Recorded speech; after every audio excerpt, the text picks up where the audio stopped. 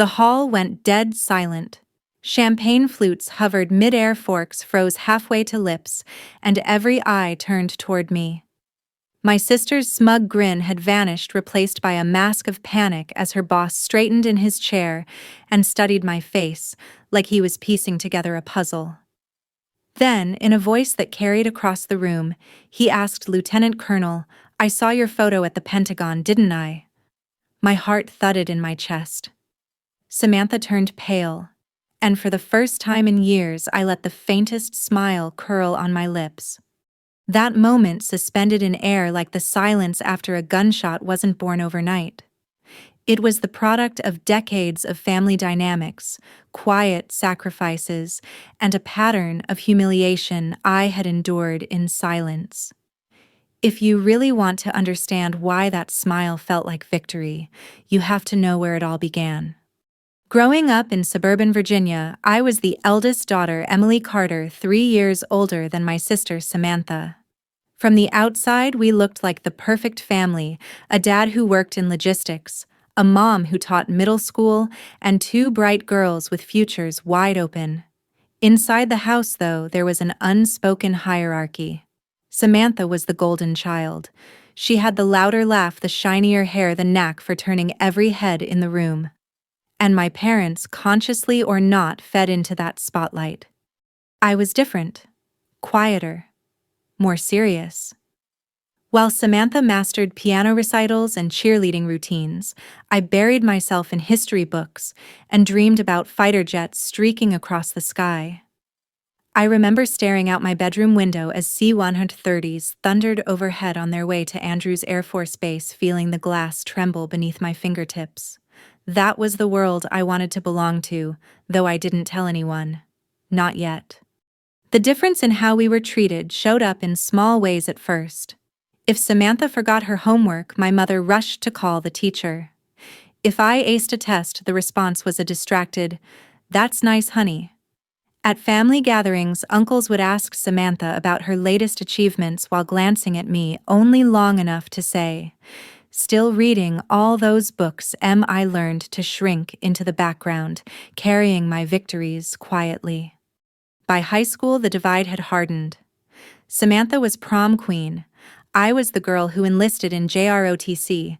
When I told my parents I wanted to apply for the Air Force Academy, they blinked like I'd spoken another language.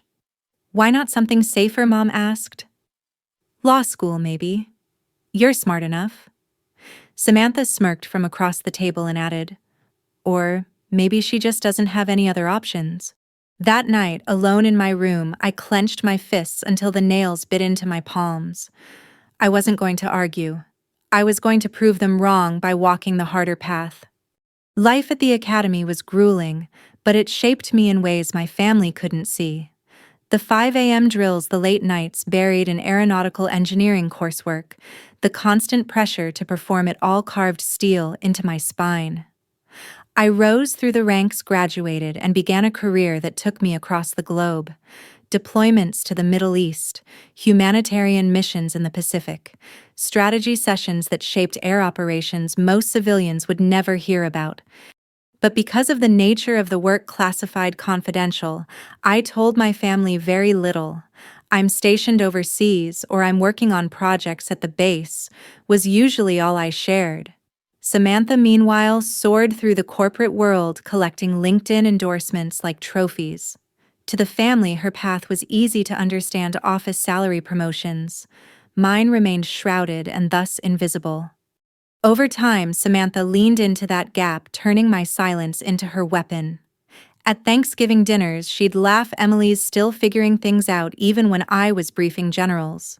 At Christmas, she'd raise her glass and toast her own promotion while joking, "Don't worry, Em, one day you'll land a real job."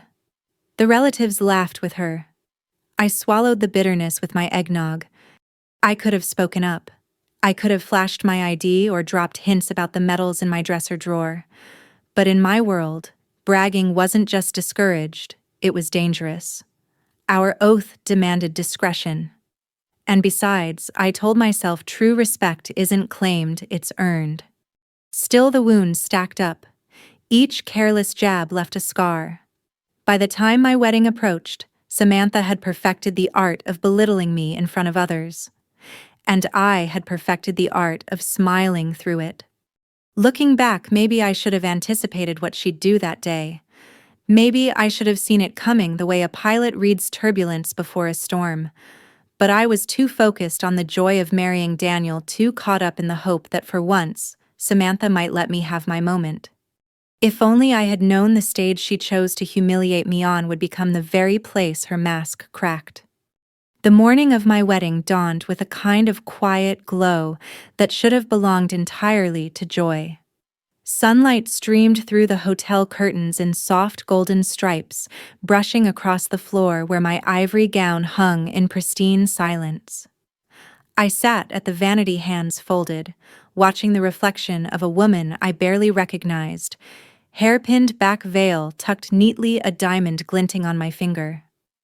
I should have been focused only on Daniel, the man I was about to marry, but in the back of my mind, like a shadow creeping across the brightest day, was Samantha. She had texted me at 6 in the morning. "Don't worry, I'll handle the introductions at the reception. You just relax." I read it twice, my stomach tightening. With anyone else, that might have been a sweet offer. From her, it was a warning. Daniel noticed the crease in my brow as he came to drop off a small note through the bridal suite door. "Don't let her get in your head today," he'd written in his neat script. "This is our day, not hers." I pressed the paper to my chest like a shield. By noon, the hotel lobby buzzed with the hum of arriving guests. Families in tailored suits and dresses streamed in heels, clicking against polished marble. Air Force colleagues shook my hand firmly, offering crisp congratulations. My commanding officer, Colonel Hayes, gave me a nod that carried unspoken pride. These were people who knew my worth, who had seen me lead under pressure. But they were the minority. On the other side of the room, Samantha swept in like she owned the place. Her red dress clung perfectly, her hair caught the light, and her laughter rang louder than the music playing in the background. My mother's eyes lit up at the sight of her, fluttering over to adjust Samantha's earrings as if she were the bride. "You look radiant, darling," Mom cooed before glancing my way with a polite smile. "And Emily, of course you look nice too." The sting was familiar. It rolled off my back the way water runs down glass. I'd built up years of armor for moments like this, though cracks always threatened. The ceremony itself was beautiful, almost dreamlike. Daniel stood waiting at the altar, his expression equal parts awe and nerves. As I walked down the aisle, I felt the weight of years melt away. His gaze told me I was finally, undeniably seen. For those minutes, Samantha ceased to exist. All that mattered was the promise we made, the rings we exchanged, and the hush that fell when the officiant pronounced us husband and wife. Applause erupted, music swelled, and I thought maybe, just maybe, the day would stay perfect. But receptions are where the real theater begins. The ballroom shimmered with crystal chandeliers, tables dressed in white linen, silver cutlery gleaming. Waiters floated between guests with trays of champagne and canapes. The air buzzed with polite chatter, clinking glasses, and the faint notes of a string quartet. It was the kind of elegance Samantha thrived in, the kind of stage she craved. I spotted her across the room, already positioning herself near a tall, broad-shouldered man with graying hair, her boss, Mr. David Reynolds.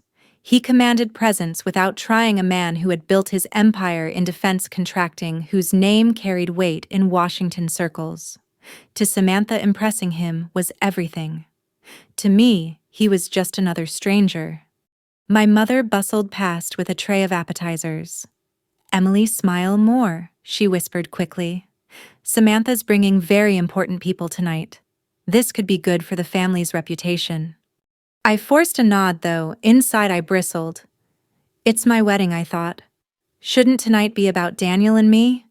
Dinner passed in a blur of polite conversations and toasts. Daniel's best man gave a heartfelt speech that drew laughter and tears. My father mumbled a few words about love and commitment, his hand trembling slightly with age. Through it all, I caught glimpses of Samantha weaving between tables, her voice carrying as she dropped mentions of quarterly targets and leadership seminars. She glowed under the attention of her boss and his entourage. Then came the moment I should have predicted. As dessert plates were cleared, Samantha rose, glass in hand, and tapped it with her fork. The room hushed instantly. She flashed her signature smile, the one that made people lean in without realizing it. "I'd like to say a few words about my big sister," she began. Daniel's hand found mine under the table. I squeezed, holding my breath. In that instant, I should have known she wouldn't resist the urge. The spotlight was hers, and she would use it not to lift me up, but to keep me beneath her heel. And as her eyes scanned the crowd, locking on her boss seated just 2 chairs down from me, I realized the next act of this performance had already begun. Samantha raised her glass higher, and her voice rang clear through the ballroom like a bell that demanded all ears. The chandeliers above seemed to lean closer, their crystals catching firelight as if eager for drama. To my sister Emily, she began with a smile so polished it could cut glass. "The beautiful bride, the one we're all here to celebrate tonight." A polite wave of applause followed, but Samantha wasn't done. Her gaze flicked toward her boss, then back at me, lips curving into that familiar smirk. "I've always admired Emily's resilience." She continued, dragging out the word until it dripped with irony. "While I've been climbing the corporate ladder and leading big projects at the firm, Emily has taken a different path. Some might even say she's still figuring out what she wants to do." She chuckled softly. "Honestly, she's been sort of the unemployed one in the family." The words dropped like a stone into still water. Ripples of uneasy laughter spread across the tables. Some guests shifted in their chairs, unsure whether to laugh or cringe. Daniel's hand tightened around mine beneath the tablecloth, his thumb stroking small circles of comfort against my skin. Inside, though, a storm brewed. My pulse hammered in my ears.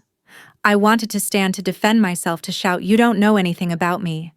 But years of discipline held me still. In the Air Force, composure was armor, and I had learned never to let the enemy see the wound. I scanned the faces around the table. My mother smiled nervously as though Samantha's joke was harmless. My father studied his napkin, avoiding my eyes. Colonel Hayes sat stiff as stone, jaw tight, clearly restraining himself from speaking up. And then there was Samantha's boss, Mr. David Reynolds. His brows knit ever so slightly as his gaze flicked from Samantha to me. He didn't laugh. He didn't clap. He just studied me as though I were a puzzle piece that didn't quite fit the picture he'd been shown. Samantha wasn't finished. She thrived on momentum, on squeezing the spotlight until it blinded everyone else. "But don't worry," she added with a laugh that rang false to my ears. "Emily has always been good at keeping busy. She's the free spirit of the family. Some of us live for our careers, some of us live day by day." There it was, the knife, delivered sweetly, dipped in honey but sharp enough to draw blood. A murmur of polite chuckles rolled through the room again. My cheeks burned, but I kept my face neutral, sipping water as though the words hadn't struck bone. My silence wasn't weakness, it was strategy. Yet Samantha mistook it for victory. In my mind, memories flickered like flashbacks on a reel. Thanksgiving dinners where she'd teased me about not having a LinkedIn profile worth reading. Christmas parties where she'd toasted her latest promotion and quipped, "Don't worry, you'll get there someday." Family barbecues where relatives asked what I did, only for Samantha to swoop in and answer, "Oh, Emily's still finding her way." Every time I bit my tongue, every time I let her bask. Because my truth wasn't something I could broadcast, because my service demanded silence, and because I knew someday the truth would find its own stage. Tonight, apparently, that stage had been set. The silence after her final jab was heavier than applause. Glasses clinked uncomfortably. Forks scraped plates. Someone cleared their throat. And then, like a thread pulled loose from a tightly woven fabric, it began to unravel. Mr. Reynolds leaned slightly forward, his eyes never leaving me. His lips parted as though to speak, then pressed together again. He seemed to be running calculations in his head, sifting through memory. I held his gaze evenly, calm, patient, a soldier in uniform even when no one could see it. Samantha, oblivious to the shift in energy, grinned wide and raised her glass again. To my sister Emily. May she finally find something worth pursuing. The toast was met with scattered claps, some half-hearted, others muted. And in that fractured applause, I heard the sound of her mask beginning to crack. Daniel leaned close, whispering against my ear, "Don't let her get to you, just hold steady." I nodded, my expression still composed, though inside my mind was sharp with anticipation. I could sense it, the balance of power had begun to shift. Samantha thought she had won the room, but one pair of eyes at the table told me otherwise. Mr. Reynolds cleared his throat and the conversations around us stuttered to silence again. He leaned back, studying me more intently now, his gaze narrowing with recognition. And just like that, the ground beneath Samantha's carefully built stage began to tremble. Mr. David Reynolds wasn't the kind of man whose face gave much away. He had the practiced neutrality of someone used to high-stakes negotiations, to sitting in boardrooms where billions of dollars hung on a word. But as Samantha's laughter faded, his eyes locked on me with a quiet intensity that made my skin prickle. He tilted his head slightly, studying me as if he were flipping through the files of memory. His brows drew together, and for a fleeting second I could see the spark of recognition flicker behind his gaze. "Carter," he murmured under his breath. Then louder, "Emily Carter." The way he said my name made my pulse quicken. It wasn't casual. It was weighted, deliberate. Around the table, the low chatter died again. Samantha's smile faltered, confusion flashing across her features before she forced it back into place. "Yes," I answered evenly, my voice calm but firm. My training had taught me that less was often more. Reynolds leaned back in his chair, fingers steepled, eyes narrowing. "That's interesting," he said slowly. "Forgive me, but have we met before?" The question hung in the air, taut as a drawn bow.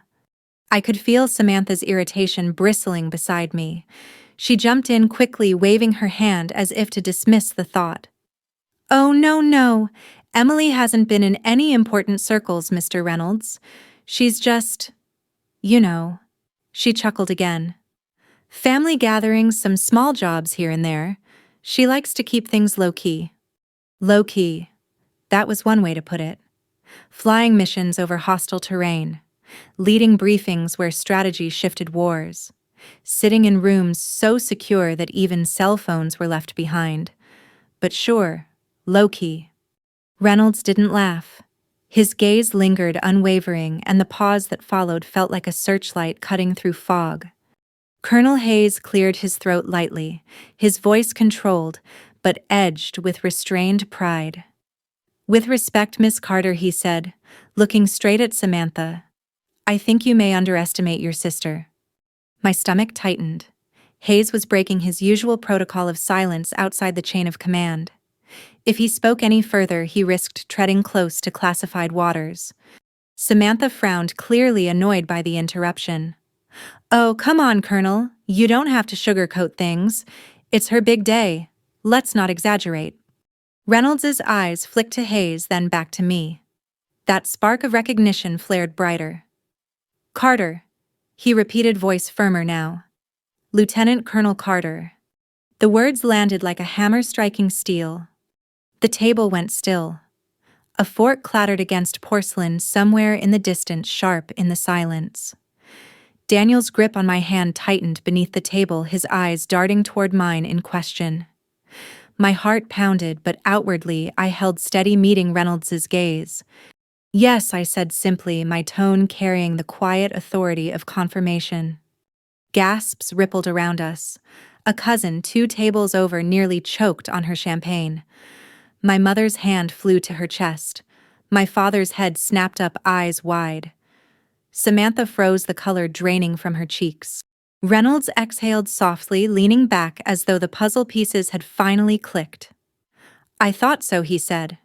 "I saw your photo at the Pentagon." The words seemed to echo through the ballroom. Conversations died completely. The quartet's music stumbled, the violinist missing a beat before picking up again. Samantha blinked rapidly, her mouth opening and closing like a fish gasping for air. "The Pentagon," she stammered. "What do you mean?" Reynolds didn't answer her.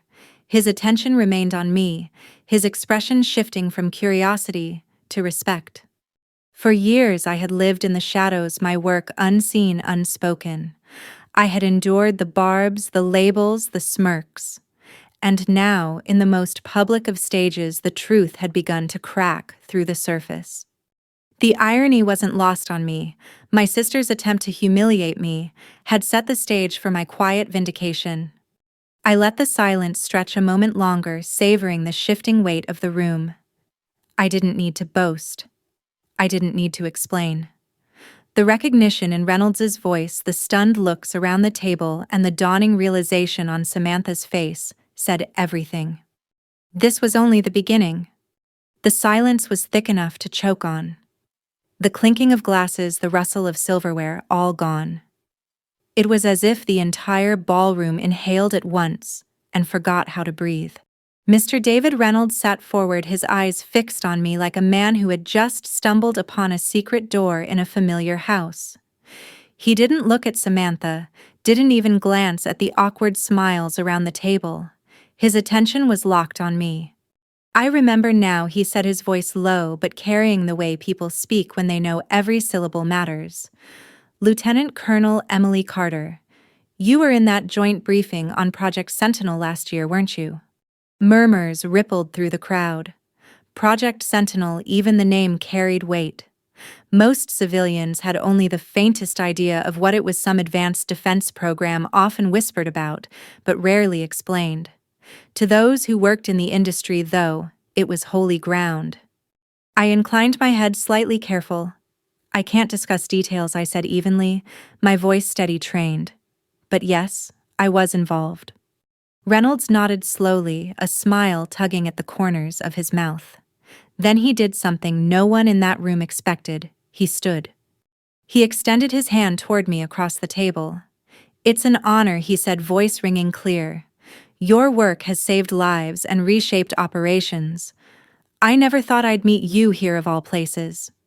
Gasps and whispers erupted instantly. Chairs creaked as guests leaned closer, trying to catch every word. Someone at the back whispered, "She's Air Force." Another hissed back, "Lieutenant Colonel, did you hear that?" Daniel squeezed my hand so hard I thought he might break it, his face glowing with pride. My mother's mouth hung open, her eyes darting between me and Samantha as though trying to reconcile two versions of the same story. My father blinked rapidly, cheeks flushed. And Samantha, my sister, who just minutes ago had reduced me to the unemployed one, sat frozen pale as porcelain. Her wineglass trembled in her hand. Reynolds turned, addressing her directly now, though his words carried a weight that pressed down on the entire room. "Miss Carter," he said, his tone courteous but sharp. "I don't think you quite realize who your sister is. I've sat in rooms where generals hang on her recommendations. I've watched entire strategies shift after she spoke. If she's unemployed, then we should all be so lucky."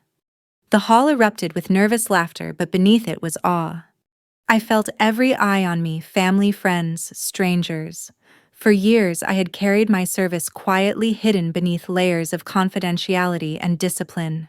Tonight, without my asking, it was laid bare under the glow of chandeliers.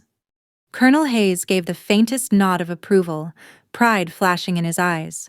My Air Force colleagues, who had said little up until now, finally leaned in.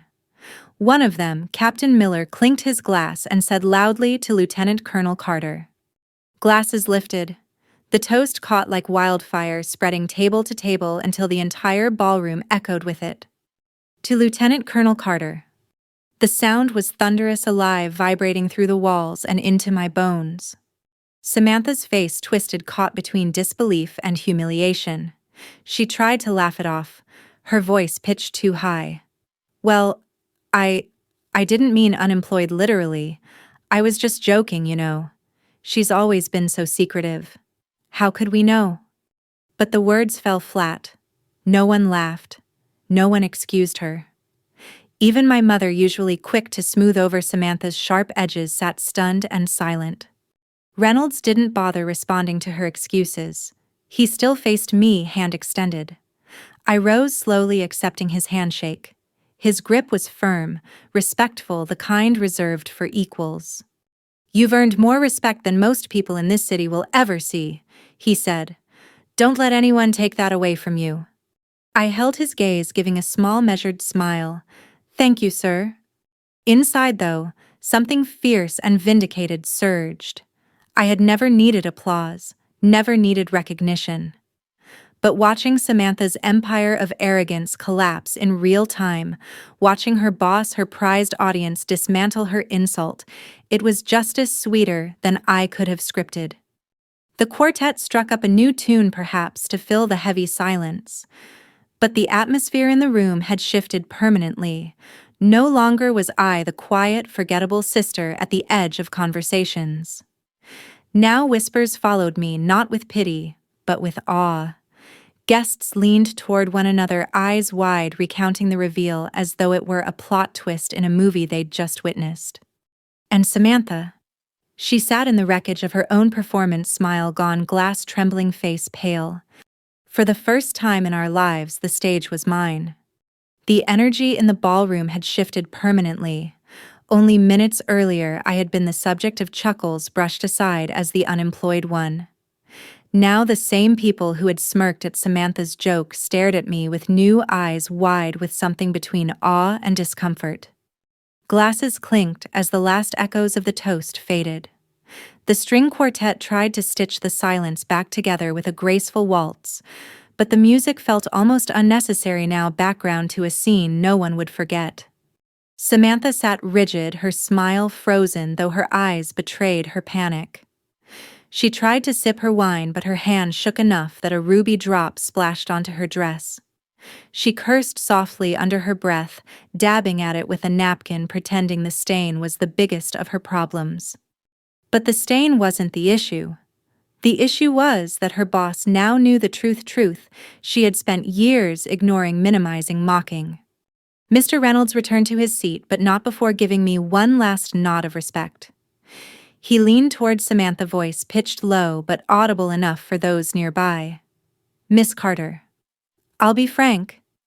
Dismissing your sister's service that way, it doesn't reflect well. If you don't understand the value of leadership when it's right in front of you, I wonder how you treat the people who work under you." Samantha blinked, her face paling further. I was only joking," she stammered. Reynolds raised a brow. Some jokes reveal more than they hide. He turned away, effectively ending the conversation. The words hit harder than any lecture could have. Around the table, I felt the air turn sharp with judgment, not for me, but for her. Daniel leaned in, whispering with a grin he couldn't hide. I think that's the first time I've ever seen Samantha speechless. I gave a faint smile but said nothing. In moments like these, silence was louder than any triumphal speech. Colonel Hayes finally allowed himself a small chuckle, murmuring just loud enough for me to hear, "I told you, patience pays off, Carter." I exhaled slowly, feeling tension drain from my shoulders. Dinner resumed, but the dynamic had shifted completely. Where before guests had politely asked Samantha about her firm's quarterly goals, now they turned to me with cautious admiration. "Lieutenant Colonel, is it true you've served overseas? Did you really brief generals at the Pentagon? What's it like to be in charge of operations? Most of us only read about in newspapers." I answered, carefully measured as always, offering glimpses without crossing the line of confidentiality. "Yes, I've been deployed several times. I can't share details, but I've worked with some remarkable teams. It's an honor to serve." The more I spoke, the more their respect deepened, not because I boasted, but because they saw in my restraint the gravity of what I carried. Across the room, Samantha's mask began to crumble. Her laugh was too high-pitched now, her gestures too forced. A coworker from her firm leaned over, whispering something that made her stiffen. Moments later, she excused herself from the table, disappearing toward the restroom with her heels clicking like hammers on marble. When she returned, her makeup had been touched up, but her eyes were red-rimmed. She pasted on another smile, though it trembled at the edges. She tried again to reassert herself, chiming into conversations, but the damage was done. People humored her, nodding politely, but their attention always drifted back to me. It was subtle, but devastating. For Samantha, whose identity was built on being the center of every room, losing the spotlight was worse than losing a job. And now her boss, her ultimate audience, had seen her at her ugliest. Later, as the evening wound down and guests began to scatter across the dance floor, I stepped onto the balcony for a breath of air. The night was cool, the city lights glittering beyond the Potomac. Daniel slipped his arm around my waist, his warmth steady against me. "You handled that with grace," he said softly. I leaned against him, closing my eyes for a moment. "I didn't plan it. I never wanted tonight to be about my rank." "I know," he said, "but sometimes the truth shows up whether we invite it or not."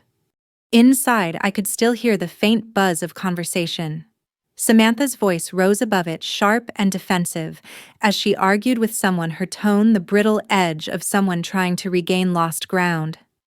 Then Mr. Reynolds's voice cut through, firm and unyielding. "Respect starts at home, Samantha. If you can't recognize leadership sitting at your own table, you'll never last long managing a team." The words stung even me to hear, but they weren't mine to carry. They were hers.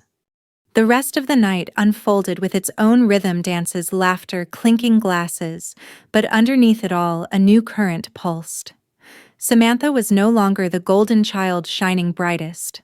Her light had dimmed, eclipsed not by anything I had done, but by the truth she had tried so hard to bury. For years I had endured her jabs, letting her think she was winning. And now, in one evening, the scoreboard had been rewritten not by me, but by the simple force of reality. The morning after the wedding felt like the quiet that follows a storm, the kind that leaves branches on the ground and a new clarity in the air. The hotel corridor smelled faintly of coffee and furniture polish. Housekeeping carts rattled past like small patient trains. I slipped out early, still in yesterday's makeup, hair pinned with a few stubborn bobby pins, and found the lobby nearly empty. Outside, DC was washed clean, blue sky, crisp autumn light, bouncing off glass and stone. Daniel found me on a bench near the curb, cradling 2 paper cups. "Fuel," he said, handing one over. His voice was soft, careful, as though we stood in a church.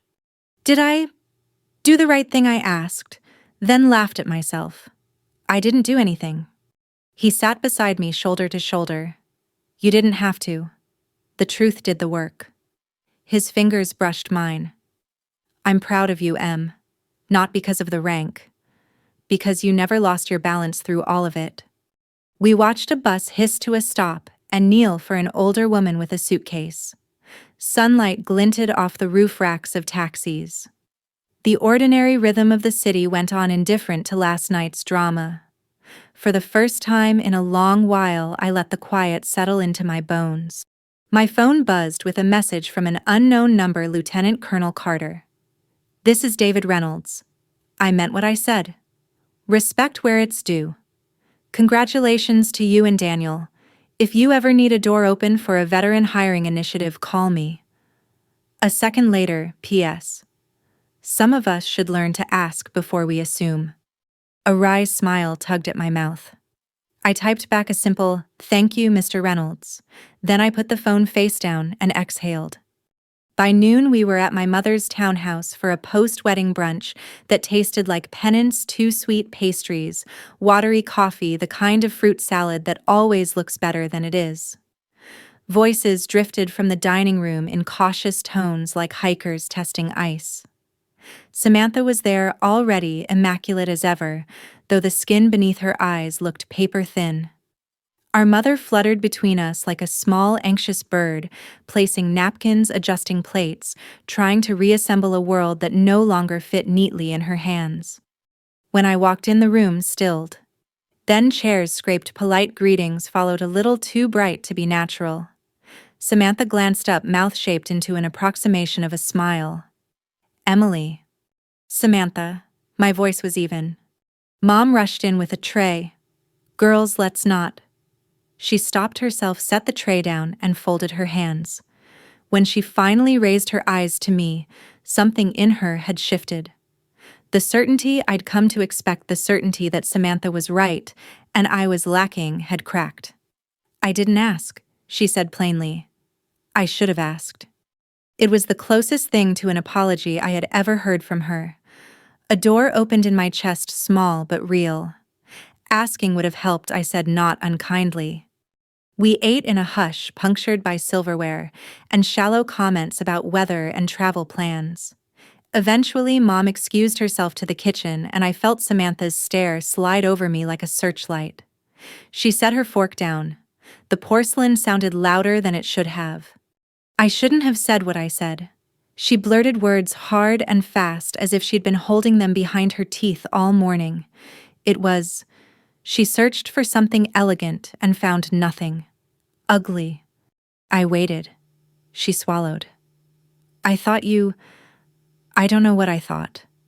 I liked being the one people looked at. I didn't want to share the room. That isn't the same as not knowing who I am, I said quietly. Her eyes flickered, defensive spark rising, then dimming. Mr. Reynolds has already asked me to schedule a meeting with HR. A short, bitter laugh. He said I need to reflect on leadership. That sounds right, I said, not gloating. Leadership starts with how you talk about people who won't pay you back for it. Her fingers worried the edge of a napkin until it frayed. For a moment she looked young, not the curated woman in a red dress, but the kid who used to hide behind the couch during thunderstorms. Do you think I'm a bad person, Emily? I thought of toasts and jabs of years of being the family's silent punchline. I also thought of an empty chair at a memorial service overseas, and of soldiers who would have given anything for one more ordinary Sunday brunch. I think you've mistaken being looked at for being respected, I said. And you've mistaken being loud for being strong. She nodded once, a brittle movement. I deserved last night. I shook my head. You deserve the truth. The rest is what you make of it. She blinked hard, then exhaled. I don't expect you to forgive me today. I'm not asking you to earn it in one day. There was no cinematic hug, no swelling music. Just the clink of a spoon against a mug in the kitchen and a faint rush of tires on wet pavement outside. But the air between us shifted a degree away from war. Sometimes that's the miracle, not a conversion, but a recalibration. Life stubbornly moved forward. We packed for a short trip, just a few days somewhere with salt air and markets where no one knew our names. My inbox filled with duty schedules and meeting requests. Service doesn't pause for romance. And yet, there was room for both. I realized duty and joy, the disciplined march and the soft places to land. A week later, an email from Samantha arrived in my personal account. Meeting with HR went about how you'd expect. I'm not fired. I'm on a tight leash. They want me to lead a service project veteran mentorship. I don't know what I'm doing. Would you advise me, or at least tell me where to start? I stared at the screen long enough for the cursor to look impatient. Then I forwarded her a list: local nonprofits-based transition offices, a friend who ran a resume workshop for separating service members.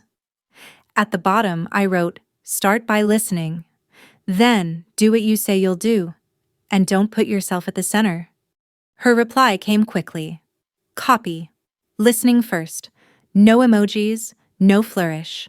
Just a beginning. Months folded into each other. The mentorship program sputtered, then caught, then found a rhythm, not unlike flight, awkward taxi, sudden lift, clean air. Samantha sent updates that were mercifully short on self-congratulation. We placed 2 vets this week. I finally shut up long enough to hear what they actually needed. She never asked me to attend a photo op. When a reporter wanted the organizer's quote, she gave it to one of the veteran mentors. That told me more than her words ever could. At a family dinner in early spring, Mom set my plate down with a new gentleness. I used to think pride was something you displayed, she said almost to herself. Now I think it's something you carry. She looked at me and didn't look away. I'm sorry it took me so long. I didn't make a speech. I squeezed her hand. Sometimes grace is a nod across a table. On a rain-polished afternoon, Daniel and I walked the mall, the clouds stitched low and silver over the monuments. Tourists posed umbrellas blooming like bright mushrooms. We stopped at a bench facing the long mirror of the reflecting pool. I could see us doubled there, small and steady. You ever wish it hadn't happened that way, he asked. The reveal. The spectacle. I considered. I wish the respect had come by asking instead of exposure, I said. But I don't regret the truth. I can't. I thought of the hush in the ballroom, the way the word lieutenant colonel rearranged the furniture in people's minds. Sometimes silence is service, sometimes it's surrender. Last night proved the difference. He smiled sideways. You and your distinctions. They keep planes in the air, I said, and he laughed. We sat for a long time with the city breathing around us. Somewhere far off, a siren threaded the air. Somewhere nearer, a child's laughter snapped the quiet like a chalk line. I felt the weight of my insignia, even out of uniform, a presence more than a badge. It didn't make me more than I was. It simply named what I had carried all along. I thought of Samantha's question, am I a bad person? And of my own better question, who do I choose to be when no one is clapping? It isn't the hall or the boss or the toast that answers that. It's the daily discipline of telling the truth, of standing steady, of refusing to trade dignity for applause. At home that evening, I opened a drawer and held the small velvet box with my service pin. The metal was cool against my palm, quiet as a promise. I didn't need a room to know its meaning. But I had learned something else. Sometimes a room needs the truth to learn its own. To anyone listening, anyone who's been mislabeled, underestimated, reduced to a punchline, hear this: you don't have to shout to be heard. Do the work. Keep your word. Let the truth earn its way to the surface. And when it arrives, when the hall goes silent and someone finally sees you stand there, breathe. Don't gloat. Let the moment do what it came to do, reintroduce you to a world that forgot to ask. If this story sat with you, if it reminded you of your own quiet battles, share it with someone who needs the reminder. Leave a note about the moment you chose dignity over noise. And if you want to sit with more stories like this about the weight we carry and the grace we keep, stay with us. Subscribe, follow, and come back. There's room here for your truth too.